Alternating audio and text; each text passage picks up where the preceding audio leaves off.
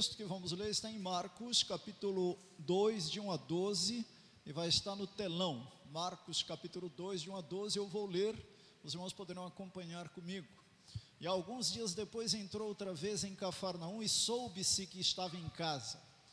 E logo se ajuntaram tantos que nem ainda dos lugares junto à porta deles cabiam, anunciava-lhes a palavra. E vieram ter com ele conduzido um paralítico trazido por 4. E não podendo aproximar-se dele por causa da multidão, descobriram o telhado que estava, e fazendo um buraco, baixaram o leito em que jazia o paralítico. E Jesus, vendo-lhes a fé, disse ao paralítico: Filho, perdoados estão os teus pecados. E estavam ali assentados alguns dos escribas, que arrazoavam em seu coração, dizendo: Por que dizeste assim blasfêmias? Quem pode perdoar pecados senão Deus? E Jesus, conhecendo logo em seu espírito que assim arrazoavam entre si, lhes disse: Por que arrazoais sobre estas coisas em vosso coração? Qual é mais fácil? Dizer ao paralítico: Estão perdoados os teus pecados? Ou dizer-lhe: Levanta-te, toma o teu leito e anda? Ora, para que saibais que o Filho do Homem tem na terra poder para perdoar pecados, disse ao paralítico: A ti te digo, levanta-te e toma o teu leito e vai para a tua casa. E levantou-se, tomando logo o leito, saiu em presença de todos, de sorte que todos se admiravam, glorificavam a Deus, dizendo: nunca tal vimos, ou nunca coisa vimos. Meus irmãos, a mensagem desta noite: que tipo de fé é a minha fé? Que tipo de fé é a tua fé? Que tipo de fé é a nossa fé? Que tipo de fé é a minha fé? Que tipo de fé é a tua fé? Que tipo de fé é a nossa fé? A Bíblia diz lá em Hebreus capítulo 11 que a fé é o firme fundamento das coisas que se esperam e a prova das coisas que não se veem. Nós não vemos Deus, mas cremos em Deus. Nós não vimos o céu ainda, mas pela fé nós sabemos que haverá ruas de ouro. Outro dia eu estava comentando com a Rubenita, minha esposa, que eu morria e eu estava subindo em pé. Eu subia assim, pastor Adão, ia subindo, lentamente. De repente eu estava bem lá em cima, eu olhava para a terra e falava: cadê a Rubenita? E a terra ficando cada vez mais pequena. E alguém disse assim: é um aviso para você ir para o céu. Se for, não é? Estamos preparados para o céu. Mas pela fé nós entendemos que o céu é um lugar maravilhoso. Pela fé nós entendemos que o mar vermelho foi aberto e fechado. Pela fé nós entendemos que o Espírito Santo engravidou a Maria. E é interessante naquele contexto, né, que o anjo Gabriel fala: você vai engravidar. Mas como? Eu sou solteiro, eu não coabitei ainda com meu noivo, era apedrejamento e aquela coisa toda, virá poder do Espírito Santo sobre ti. Ela aceitou aquela incumbência, só que José não sabia da história. E não foi o mesmo anjo que falou com José. Em Mateus capítulo 1 é o anjo do Senhor, e em Lucas capítulo 1 é o anjo Gabriel. Mas ele, pela fé, ele entendeu tudo aquilo. Olhando, meus irmãos, para o texto, nós encontramos um quadro maravilhoso. Nós encontramos Jesus numa casa, e a Bíblia diz que tinha muita gente ali naquela casa. Se você olhar para Marcos, que é um evangelho assim, é o menor que tem, mas ele tem informações, por exemplo, que não tem muitas vezes nos outros, né? Os evangelhos sinóticos é Marcos, Mateus e Lucas, e João é um evangelista diferente. Mas quando você olha para Marcos, você vê João Batista, João dá testemunho de Jesus, o batismo, a tentação, Jesus vai para Galileia, a vocação dos discípulos, a cura do endemoniado, a cura da sogra de Pedro, muitas outras curas. Jesus se retira para orar, a cura de um leproso. Então a fama de Jesus estava aumentando cada vez mais. Jesus começa o seu ministério com 30 anos, ele era alguém diferente. Por enquanto ele era auxiliar de carpintaria do seu pai material, né? Não era o pai, vamos dizer assim, biológico, claro, né? Mas ele considerava como pai. E agora não. Agora Deus anunciou: eis meu filho amado em quem tenho prazer. E agora Jesus então é credenciado para começar o seu ministério. É como se ele passasse pelo concílio, né, de pastores, alguém pusesse as mãos nele e falasse: agora você vai ser pastor, Jesus. Então vamos ver quem é este profeta, vamos ver quem é este homem. E a Bíblia diz que ele estava numa casa, não temos o tamanho da casa, Mas a Bíblia diz que tinha tanta gente interessada ali na porta, e muita gente apertando aquela entrada, como aconteceu com a mulher do fluxo de sangue, e tinha um paralítico na cidade, e 4 colegas chegaram e falaram: ô paralítico, chegou a tua vez. Como assim? Chegou a tua vez, tem um profeta aí, tem alguém que cura, tem alguém diferente, tem alguém que tem uma palavra diferente. Aqueles 4 então convidaram aquele paralítico. Se fosse hoje seria de carro, mas não, pegaram ele, foram arrastando, não sabemos quanto tempo ele andou, e quando eles tentam entrar, não teve chance. Todos queriam estar perto de Jesus, mas eles eram criativos, eles viram as oportunidades, e eles decidiram: vamos subir pelo telhado. Ainda bem que não é prédio igual aqui, o prédio onde eu moro, por exemplo, onde eu tenho aqui é no primeiro andar. Mas já pensou se fosse aqui? Teria que furar 4 apartamentos para chegar em Jesus. E eles então subiram no telhado e falaram: olha, Jesus está mais ou menos aqui, não é? Vamos imaginar o quarto, a sala assim, Jesus está mais ou menos aqui, vamos descer o paralítico. Eu acredito que com cordas, segurando. Imagine um homem com 70 quilos, 75 quilos, como o pastor Adão, 75, né, pastor, por aí? Eu tenho 70, né, sou magrinho, mas imagine. E eles desceram, e Jesus então olha, e vendo-lhes a fé, eu creio que era a fé dos 4, e a fé também do paralítico, porque o paralítico teve que acreditar, na habilidade dos 4, para que o milagre pudesse acontecer. E Jesus então diz: ô paralítico, perdoados estão os teus pecados. E estavam lá os doutores da lei, estava lá o pessoal que conhecia o Pentateuco, a lei, que conhecia a lei de Moisés nos detalhes, né? Os escribas. Esse cara está blasfemando, esse camarada não é de Deus. Quem é que pode perdoar pecado senão Deus? E eles não estavam errados, não. Se eu pegar a teologia do Antigo Testamento, eles não estavam errados. O problema é que eles não tinham reconhecido Jesus como Messias ainda. Mas os fariseus, gente, se a gente analisar direitinho, e a gente mete a lenha no fariseu, né? Não estavam 100% errados, porque eles tinham a lei. E de repente muda tudo, né? De repente vem um camarada e diz que é Deus. Que negócio é esse? Quer dizer, eles tiveram que ver as obras de Jesus para que ele pudesse provar que ele era o Messias. E Jesus então diz: qual é mais fácil dizer? Perdoado estão os teus pecados? Isso é moleza dizer, né? Ou levanta-te, pega o teu leito e anda. E se você olhar para Lucas, ele ordena, não é? Porque tanto Mateus 9,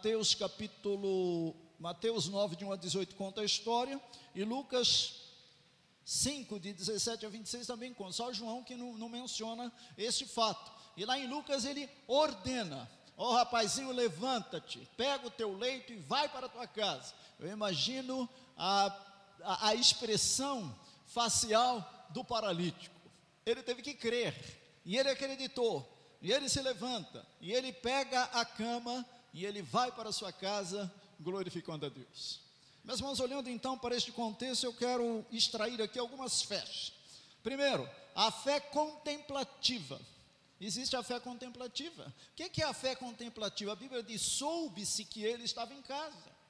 Eu tenho evangelizado as pessoas, pastor. Eu e Rubinita fomos agora para Águas de Lindóia completar 48 anos de casamento, pastor. É mole? Minha esposa é brava e ela usa uma faquinha assim, não é? Quando ela corre atrás de mim com a faquinha, eu corro, né? 48 anos de casamento, fomos lá para Águas de Lindóia. Estou brincando, né? Claro.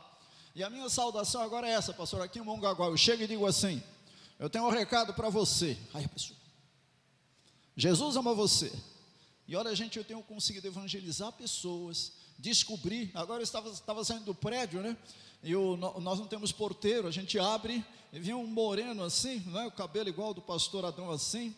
Aí eu disse assim: Jesus ama você. Ele disse: eu sou da Assembleia de Deus. E começamos a conversar. E se desse corda, eu não ia chegar aqui para cultuar, né? Conversamos. Então, meus irmãos, a fé contemplativa é aquela fé que eu fico sabendo. Eu me converti com 17 anos. Com 4 anos eu fui numa igreja batista. Meu pai não se converteu. Com 8 fui na Metodista do Brasil, 9. Com 11 eu fui na Assembleia de Deus uma vez. Fui na Umbanda uma vez, tomei pinga lá na Umbanda. Uma vez fui na Mesa Branca. Na Congregação Cristã no Brasil fui mais de um ano. Fui coroinha da Igreja Católica há 5 anos e me converti com 17 numa igreja batista. Mas a minha fé, ela era contemplativa, não era uma fé real. E tem gente que diz, lá na igreja, Jesus pode me salvar, mas não venho aqui. É uma fé contemplativa, é uma fé lá de fora, é uma fé que não é fé. Conversei com um homem que leu a Bíblia 30 anos para se converter. 30 anos e o Espírito Santo não falou com ele. Já pensou uma pessoa ler a Bíblia toda? 30 anos, deve ter lido a Bíblia toda e não se converteu. Então, fé contemplativa, soube-se que ele estava ali. Tudo bem. Em segundo lugar, o versículo 2 diz, ajuntaram-se muitos, ele lhes anunciava a palavra. Muita gente foi para lá. Segundo tipo de fé, a fé é estimulada pela voz de Deus, não é? A Bíblia diz que a fé vem pelo ouvir, e a Bíblia diz então que muitos queriam ouvir a palavra. Por isso que os pregadores hoje pregam a palavra. Por isso que eu venho aqui na igreja de vocês, porque pastor Adão prega a palavra, não prega filosofia, prega a palavra. Outro dia um pastor me disse, eu vou pregar numa igreja agora no primeiro domingo de fevereiro, vou pregar numa igreja, e nos outros 3 domingos numa mesma igreja que não é a minha igreja. E o pastor Joel Guimarães, ele diz, eu gosto de ouvir o pastor Aparecido Roberto, porque ele prega a palavra. Então, meus irmãos, a fé estimulada pela voz de Deus, esta é a fé que nós devemos ter. Eu estou lendo Deuteronômio, não é? E estou lendo no celular a gente lê mais rápido, né? Hoje acho que eu li mais ou menos 15 capítulos de Deuteronômio no celular. É uma leitura rápida, não é estudo aprofundado para preparar um sermão, apenas uma leitura. Então eu devo ter lido uns 15 capítulos, e agora mudei para 2 Coríntios, né? 2 Coríntios. Então, à medida que eu estou lendo o Deuteronômio, eu descubro detalhes. Eu sou pastor há 41 anos, vou completar dia 7 de março agora. Sou crente há 52 anos, já li Deuteronômio, mas quanto mais você lê, mais detalhe você descobre, até para preparar sermão. Então a fé é estimulada pela voz de Deus, esta fé precisamos ter. Você tem que ler a Bíblia todos os dias. Assim como você toma café da manhã, almoço e janta, e dá uma beliscadinha ali à tarde, você precisa ler a Bíblia para estimular a tua fé. Mas um terceiro tipo de fé no versículo 3, que diz, o paralítico carregado por 4. Então o paralítico, o cara não andava, e os 4 então foram lá, vamos te ajudar, nós te amamos, você é um cara legal, e tem um pregador aí, e tem um profeta de Deus aí, nós vamos te ajudar. Então, meus irmãos, em terceiro lugar, a fé motivada para abençoar pessoas. A fé motivada para abençoar pessoas. O meu pastor estava pregando agora às 18 horas, eu estava em casa ouvindo o culto, e de repente o pastor Elias, que é o meu pastor, deu oportunidade para o Pedro, que é um diácono. Uma família lá em Sobradinho, na região de Sobradinho, a casa acabou. Eles são crentes, e eles não têm nada. E a minha igreja, ela trabalha muito na área social, muito. Nós ajudamos pessoas drogadas, nós trabalhamos com bolivianos. Tem uma igreja batista, a Igreja Batista da Água Branca, do pastor Ed René, lá em São Paulo, doa para nós 40 cestas básicas. A minha igreja é pequena, são 70 membros, né? E nós então na área social trabalhamos bastante. E o Pedro então fazendo um apelo, gente, vamos contribuir para ajudar. Não é? Já temos alguém para construir a casa do rapaz, já tem pedreiro, já tem servente, você pode construir em dinheiro. Meus irmãos, nós vemos aqui a fé motivada para abençoar pessoas. Aqueles 4 foram abençoar o paralítico, e como o pastor pregou, será que eu tenho sido bênção? Quando eu acordo 4h30 da manhã, eu acordo, vou orar, eu digo, Senhor, eu quero ser bênção hoje, para tantos quantos tenham contato comigo.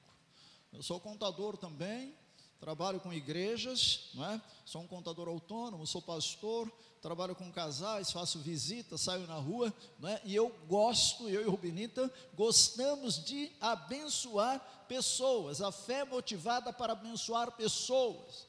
Você, igreja, indivíduo. Existe a igreja indivíduo, a igreja comunidade e a igreja denominação, não é? Pastor Adão é a igreja indivíduo, ele é o pastor aqui dessa igreja. Aqui é uma comunidade, né? E já tem filiais, né? A igreja aqui, então já tem uma denominação com esse nome, como tem a Assembleia de Deus Madureira, como tem a Igreja Batista da Convenção, a Igreja Batista Renovada, a Igreja Batista Bíblica, né?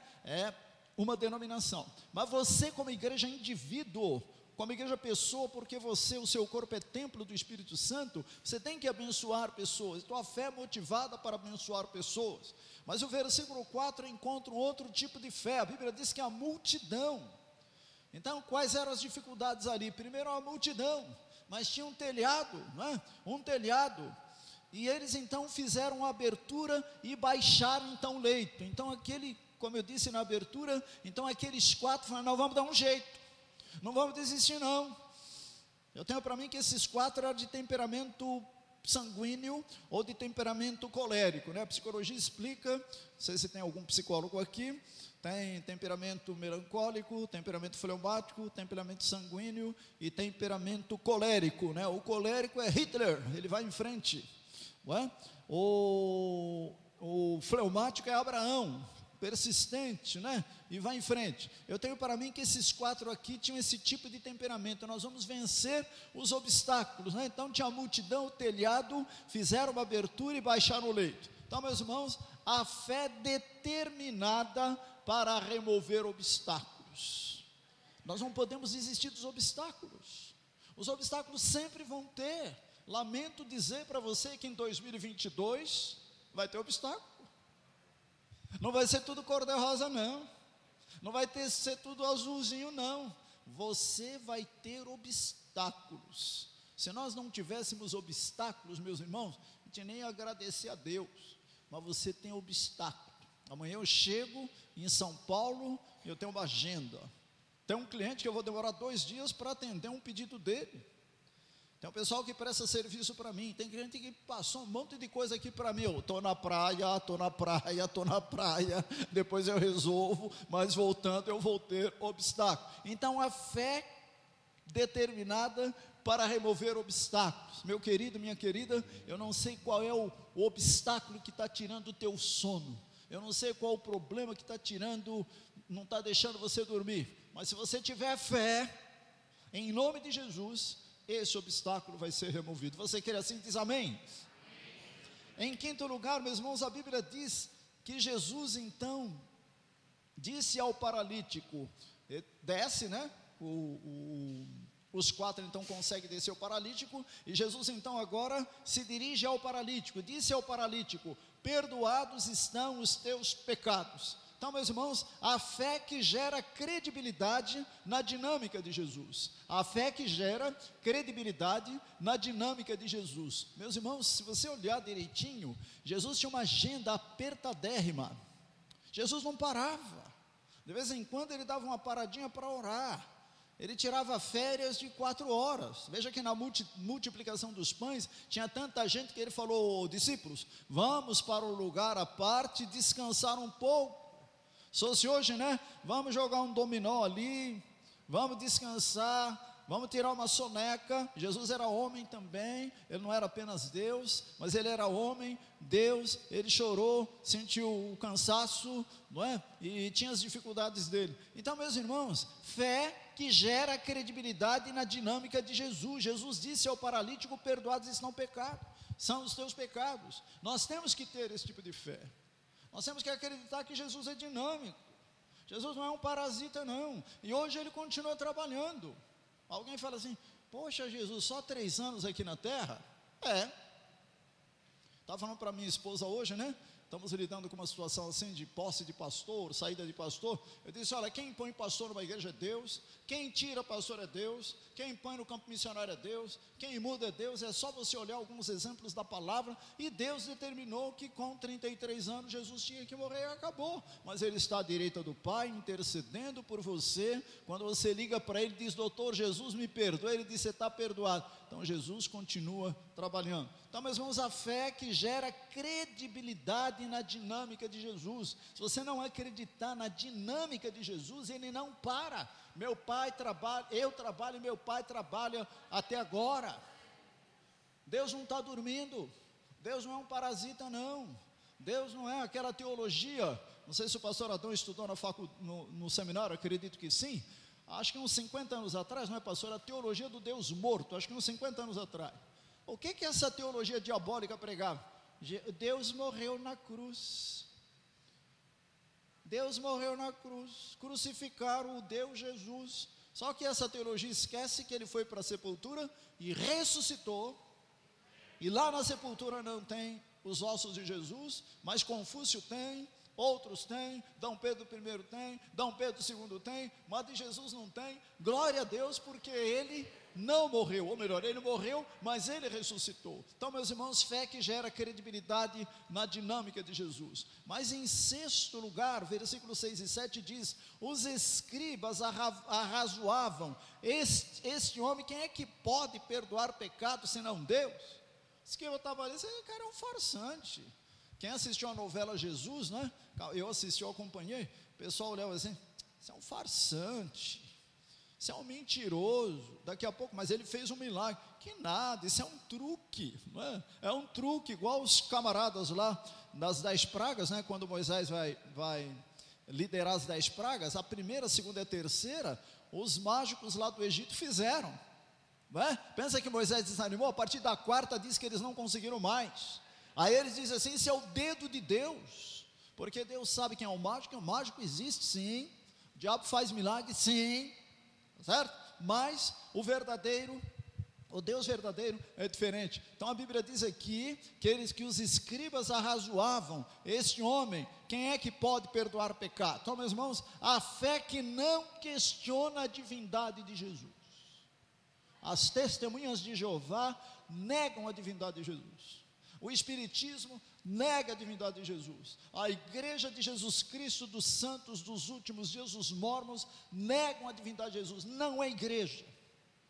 Tem igreja que não é igreja, meus irmãos. Tem igreja que só tem personalidade jurídica, CNPJ, fez um estatuto. Tem a igreja do diabo. Sabiam disso? A igreja do diabo, o templo é como se diz? É um caixão. Igreja do diabo. Maçonaria. Eu fui convidado para ser maçom, jamais serei maçom, jamais. Tem um dicionário de maçonaria, pastor, de 40 anos atrás. Você pega o dicionário, você fica escandalizado não, que nós somos crentes, né? Está lá, Jesus, sucessor do Senhor Buda. Que conversa! A Bíblia é uma alegoria, e como é que é? A maçonaria, eles colocam lá, que a maçonaria é verdadeira e a Bíblia é uma alegoria. Aí coloca lá que o diabo não existe. Pasmem, gente, tem pastor batista maçom. Não sei se assembleano tem, não posso dizer, né? Está dizendo que tem, né? Então tem. A nossa ordem dos pastores, nós somos 14.500 pastores no Brasil. A nossa ordem baixou um decreto e falou que os pastores maçons deveriam deixar a maçonaria e os futuros pastores vão ter que declarar se é maçom ou não. É uma pergunta que eu faço no concílio na área de ética. Você é maçom? Eu fui convidado para ser maçom. Você é maçom? Será que está reprovado. Vai se converter. Meus irmãos, a fé que não questiona a divindade de Jesus. Jesus é Deus. Eu e o Pai somos um. Jesus é o eu sou do Antigo Testamento. Jesus é a manifestação humana de Deus. Leia o Evangelho de João. Sabe por que foi escrito o Evangelho de João? Lá pelo ano 98, porque nessas alturas já havia o gnosticismo. O gnosticismo negava, não é? Dizer que Jesus ou era só homem ou só espírito, que a matéria é ruim e o espírito é bom. Então havia já essa discrepância, como a Testemunha de Jeová hoje. Aí Deus levanta João na ilha de Patmos para escrever que Jesus é Deus. Então, meus irmãos, esta fé que não questiona a divindade de Jesus. Jesus é Deus humanizado. Jesus é Deus encarnado. Eu e o Pai somos um. Quem vê a mim, vê o Pai. Mas um outro tipo de fé que eu vejo aqui nesse texto, versos 8 e 9. Percebeu em seu espírito Jesus agora, não é? Por que arrazoais deste modo? Qual é mais fácil dizer, perdoar ou levantar? Jesus, meus irmãos, sendo Deus, ele deixou alguns atributos quando ele assumiu o corpo humano, mas ele sacou, como diz o jovem, percebeu pelo Espírito que eles estavam questionando. Estava lá fazendo uma fofoquinha, né? Está dizendo que é Deus, está perdoando o pecado. E Jesus, meus irmãos, tinha uma capacidade, né? Tinha não, tem.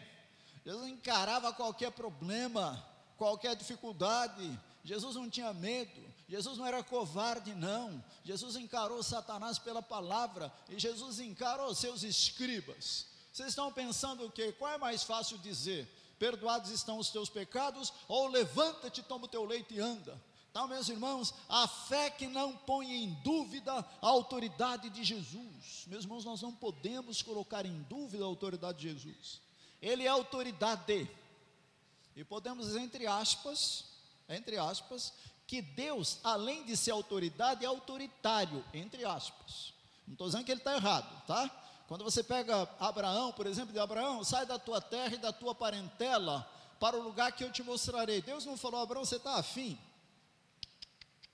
Quando Jonas tenta ir para Nínive, para Tarsis, o que acontece? Ah, você quer ir para Tarsis? Eu vou dar um jeito em você.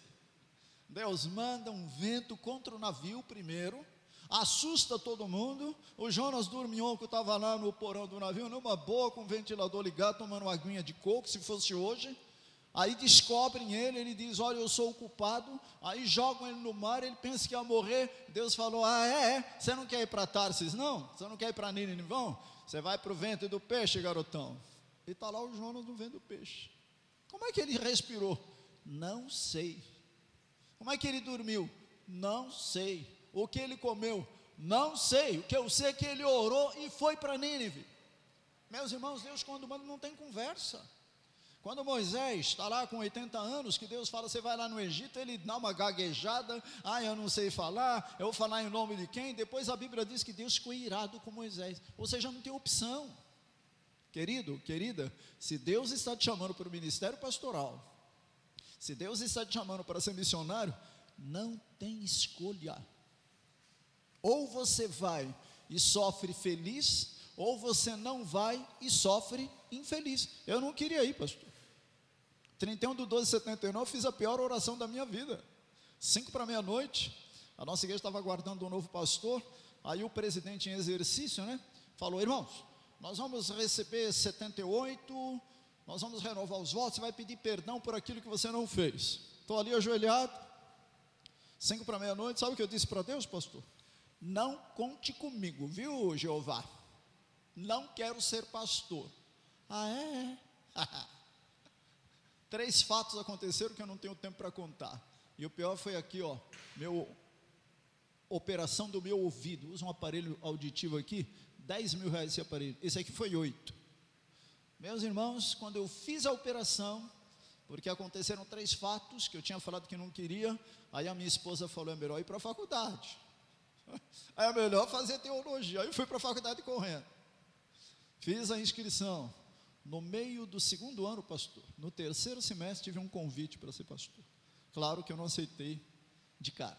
Quando Deus chama, não tem conversa. Então, meus irmãos, fé que não duvida da autoridade de Jesus. Meu irmão, você não pode duvidar da autoridade de Deus. Deus está acima de você, e Deus manda em você. Ele não pede, Ele manda. Deus tem algumas vontades. Primeiro, Ele quer que todos se salvem. Eu não sou calvinista, então eu acredito que todos poderão se salvar. Não sou calvinista, tá certo? Claro que nem todos serão salvos porque não querem. Depois que você é salvo, você tem que ser santo. Quando você se converte, posicionalmente você é santo. Mas você precisa o quê? Se santificar. É um processo que cada um tem que ter. Creio que os assembleianos também creem assim. Mas tem a vontade específica de Deus. Eu creio que 5% dos crentes serão pastores. Eu creio. É a realidade que eu vejo no meio batista, por exemplo. 5% apenas. Missões. Os outros são membros de igreja, ajudam, são diáconos, pregadores leigos, professores de EBD, não é? Líderes de senhoras, como a minha esposa, secretária e tal. Mas quando Deus te chama para ser pastor, você não pode questionar a autoridade de Deus, que Deus não tem medo da tua cara feia. Tem crente que faz beicinho para Deus. Aí Deus fala, pensa que eu tenho medo da tua cara feia? Tem crente que parece adolescente quando quer desobedecer a Deus, o pai. E pensa que Deus se assusta com os chilique de crente adolescente? Não tem conversa. Então, meus irmãos, fé que não põe em dúvida a autoridade de Jesus. Já estou terminando. 10:11 diz o seguinte: Filho do homem tem autoridade, levanta-te, toma o teu leito, vai para a tua casa. Olha que interessante. Deus chega para os escribas e fala, vocês são doutores da lei? Vocês conhecem? Eu quero que vocês saibam que o Filho do homem tem autoridade. Olha só, Jesus não era arrogante, em hipótese nenhuma, mas ele não era frouxo, ele falava com autoridade. Eu sou o filho do homem, nunca negou isso. Ele nunca teve medo de dizer que era o filho do homem. Ele nunca teve medo de se identificar como eu sou. Hoje, meus irmãos, nós não podemos ter medo de nos identificarmos como crentes do Senhor. Em 1984, estava enfrentando uma pessoa possessa, uma mulher. O demônio falou: eu vou te quebrar as pernas. Eu não tenho medo de você. Falei para o demônio. No outro dia, eu ia caindo dentro de um bueiro, pastor. Estava em jejum, porque eu estava enfrentando o demônio, né? Enfrentei 8 pessoas possessas em toda a minha carreira, né? Eu estava em jejum, trabalhando. Estava subindo lá, Avenida Paulista, São Paulo, uma travessa, um colega, funcionário, seminarista, e eu conversando com ele, e tinha uma chuvinha, eu não tenho limpador do para-brisa aqui, tinha que pegar a carona, daqui a pouco, pastor, o bueiro aberto, e eu ia caindo dentro do bueiro, em jejum, bati a perna, o Afonso me socorreu, e na hora eu lembrei que o diabo ia quebrar as minhas pernas. Só que se eu admitisse isso, eu estava perdido. Aí eu usei uma saída teológica. Vontade permissiva de Deus. O que você está pensando que você é? Entendeu? Mas ele disse que ia me quebrar as pernas. Estou terminando. Filho do homem tem autoridade. Levanta-te, toma o teu leito e vai para a tua casa. Fé que acredita no poder transformador de Jesus. Meus irmãos, nós precisamos ter esta fé que acredita no poder transformador de Jesus. Quando você evangeliza alguém, essa pessoa tem que acreditar. Ele não vai usar esses termos, mas ele tem que crer. Estava no hospital uma vez, o meu sobrinho morre, não morre, 2 horas da manhã está lá ele todo entubado. Cheguei no ouvido dele: você está me ouvindo? Pisca ele. Pisca. Esse meu sobrinho tem a minha idade. Falei no ouvido dele: você tem certeza da salvação? Ele: não tinha. Você tem certeza da salvação? Falei: então agora eu vou orar. Ele não falava. Se você repetir a oração, você vai piscar. Meus irmãos, eu fiz uma oração de entrega, bem no ouvido do Sérgio. Eu, Sérgio Faverani, sou pecador e não sei o que, e creio que o sangue de Jesus me purifica de todo pecado, tal. Fui orando, em nome de Jesus, amém. Sérgio, você orou? Pisca ele. Pisca de novo. Pisca de novo. Visita em hospital é meia hora, né? No máximo. Aí eu saí. Pastor, poucas horas depois ele teve um pesadelo. Eu não sei se eu já contei isso aqui, acho que não.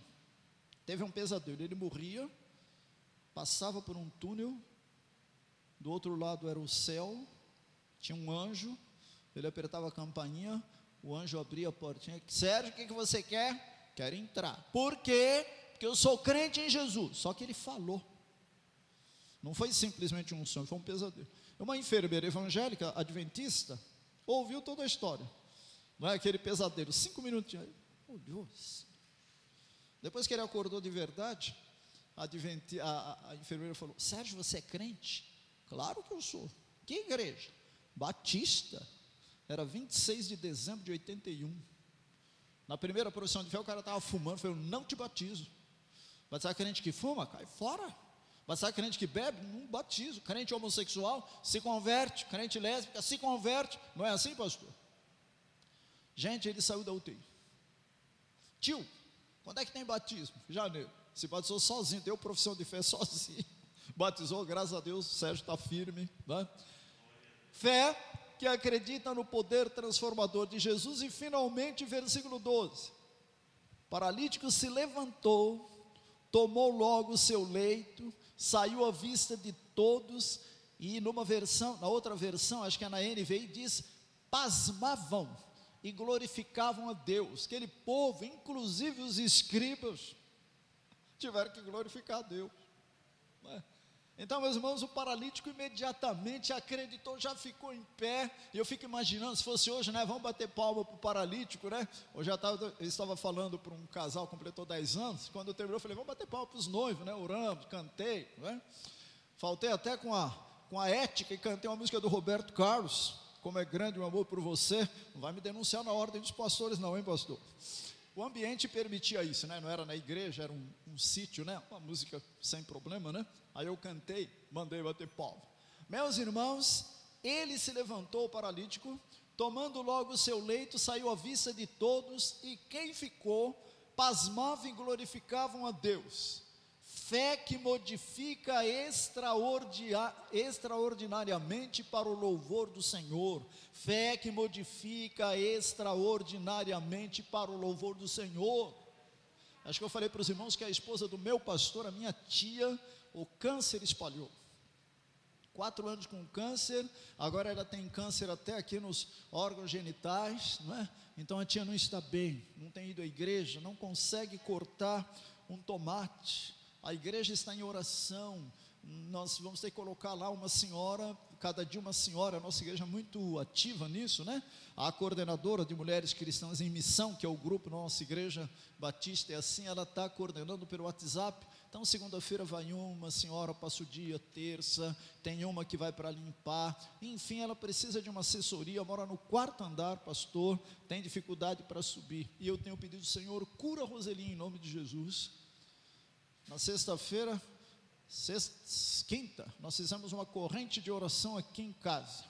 Falei, gente, convoquei o Rubinita, o Ideric, a Camila, 2 netinhos, a outra filha já tinha ido embora. Falei, gente, de hora em hora, nós vamos orar pela Roseli. Se você estiver na praia, fecha os olhos ali na praia, ora pela Roseli. Se você estiver na rua, nós estamos fazendo isso, pediria que a igreja orasse pela Roseli. Fé que modifica extraordinariamente para o louvor do Senhor. Deus continua curando, Deus continua salvando, Deus pode transformar a Roseli agora. O meu sobrinho, quando faleceu de Covid, pastor, eu estava orando,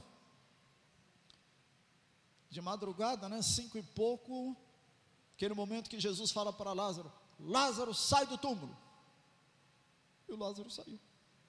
Quem assistiu o filme Jesus, viu que ele saiu todo, né, enrolado, todo embalsamado, e vai, etc, e eu estava falando, Senhor, tira o Célio do túmulo. Meu sobrinho, ele não é crente, pelo menos não demonstrava que era. Deus preferiu levá-lo. Pastor Lenivaldo, um amigo nosso lá em São Paulo, em Guarulhos, fiz o casamento dele, aconselhamento, amigo, batizei a esposa, fiz aconselhamento, e ele com câncer no esôfago, e a hora que eu estava orando, Senhor, tira o Lenivaldo do sepulcro, como aconteceu com Lázaro, ele já tinha morrido, mas outros casos nós temos visto que Deus tem feito milagre. Estou concluindo e pergunto para você, qual é a tua fé? É uma fé contemplativa?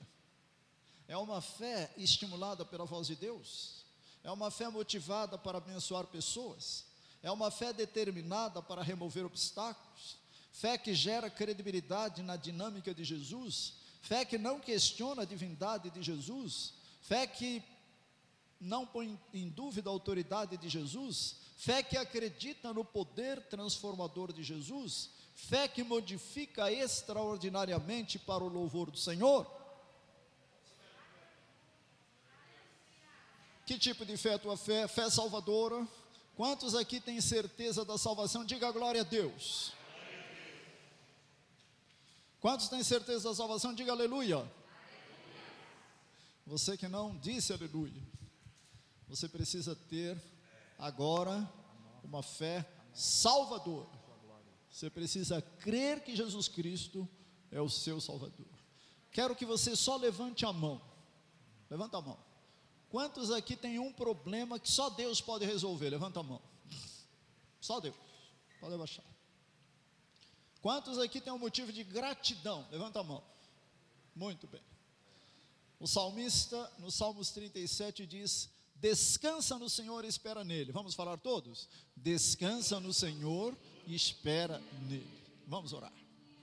Pai nosso, nós te agradecemos, porque nós podemos ter fé em Jesus Cristo, fé no Senhor, fé na tua palavra, fé que salva, fé que remove montanhas, fé que perdoa pecado, fé que dá credibilidade para o poder, para que Jesus Cristo é poderoso.